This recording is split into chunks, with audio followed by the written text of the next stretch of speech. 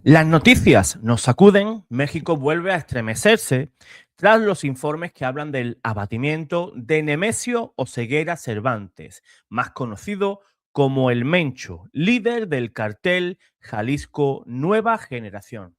Inmediatamente, incendios, bloqueos, caos, temor, ciudades paralizadas, familias que se han quedado encerradas en casa, los comercios cerrados, solamente ruido de sirenas, humo elevándose como un símbolo visible de una herida mucho más profunda.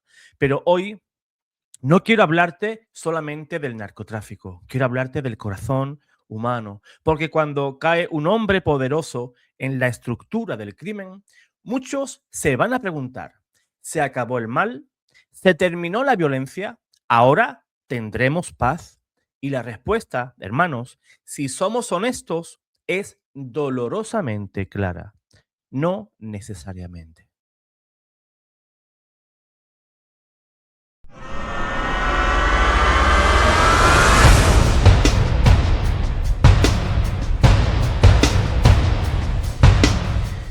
Hermanos, el mal no comienza en las calles, comienza en el corazón del ser humano. Jesús fue muy radical cuando nos dijo, del corazón del hombre salen los malos pensamientos, los homicidios, los robos, la avaricia y la maldad. El narcotráfico no nació en una sierra, no nació en una frontera, no nació en una organización criminal, no, no, no.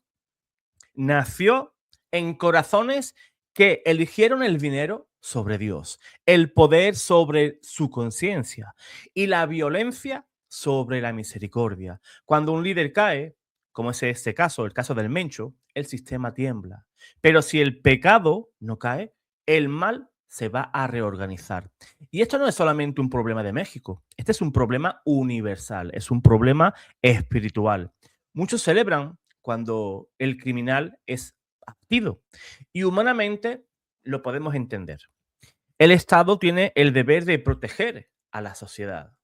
La autoridad civil, cuando actúa de manera legítima, cumple una función de orden. Pero la justicia humana no es lo mismo que la redención.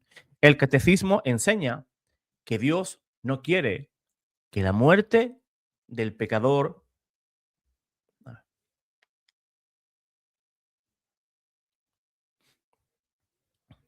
El catecismo enseña que Dios no quiere la muerte del pecador, sino que éste se convierta y viva. Cada alma, incluso la más oscura, fue creada para la eternidad.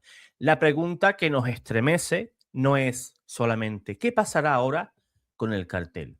La pregunta más profunda es ¿qué pasó con ese alma? Y más aún, ¿qué pasa también con la mía? Habrá disparidad de opiniones. Habrá personas que dirán pues que ese tipo era una excelentísima persona y otras personas le desearán lo peor, incluso la condenación. Así que tenemos que entender que no podemos analizar estas realidades como si fueran fenómenos aislados. El narcotráfico existe porque hay corrupción, porque en el corazón del hombre existe la idolatría del dinero, la cultura del consumo, la ambición de las personas, una ambición desmedida, y también existe la demanda. Hay gente que la necesita, que la compra y enriquece con eso a esos criminales. Una sociedad que relativiza el pecado termina normalizando el crimen como sucede en nuestra sociedad.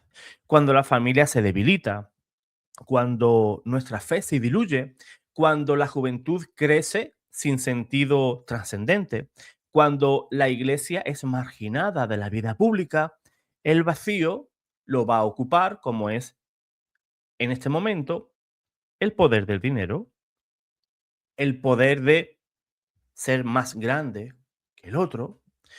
El crimen organizado se nutre de eso, de ese vacío espiritual en nuestra sociedad. Y busca también a jóvenes que tienen ese vacío existencial y lo quieren llenar y les facilitan el poder, les facilitan dinero y para ellos eso es éxito.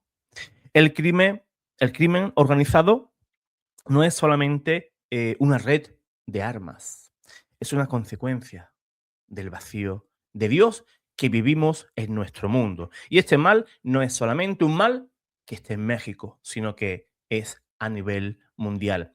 Cristo no vino con ejércitos, no vino con armas, no vino ni con estrategias militares. Vino diciendo, conviértanse y crean en el Evangelio.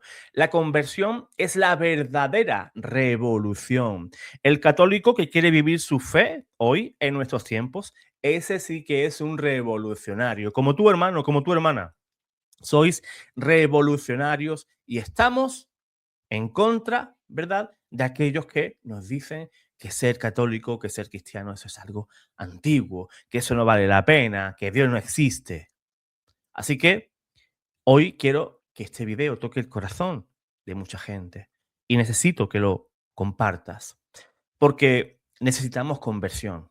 Y cuando un hombre se convierte, deja la violencia, deja el odio, deja esa ambición desordenada y deja la idolatría del poder porque ya es Dios el que ocupa el corazón de esa persona.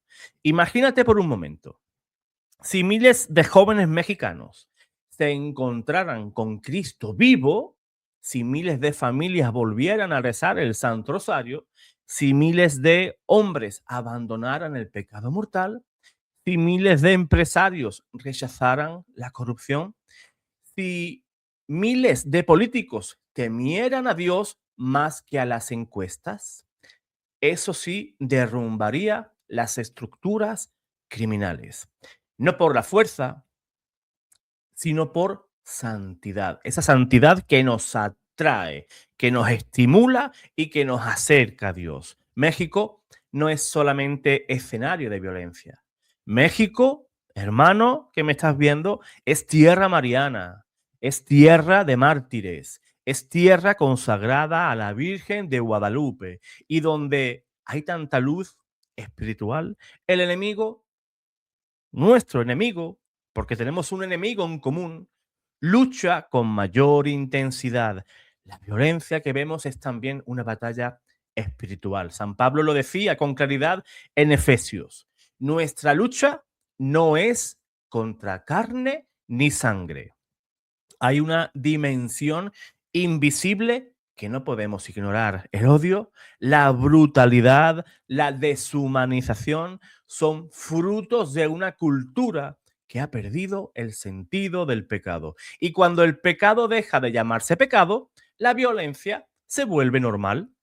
Sería como mirar esta noticia como algo lejano, como si un problema fuera de ellos solamente, ¿verdad? Pero el Evangelio nos obliga a preguntarnos, ¿dónde permito yo que el mal crezca? ¿Dónde negocio con el pecado? ¿Dónde justifico lo que Dios condena? ¿Dónde pongo el dinero por encima de la conciencia?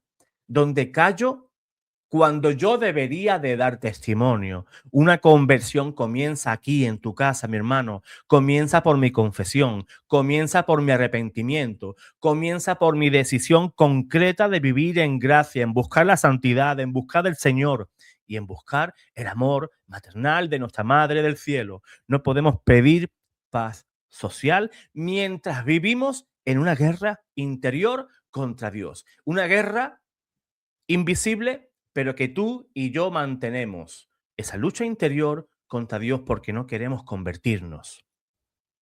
La muerte de un criminal o de un líder criminal puede cambiar el mapa del poder, pero solo la conversión cambia el destino eterno. La verdadera victoria no es que un cartel pierda influencia, pierda poder. La verdadera victoria es que un pecador se arrodille y diga, Señor, ten misericordia de mí.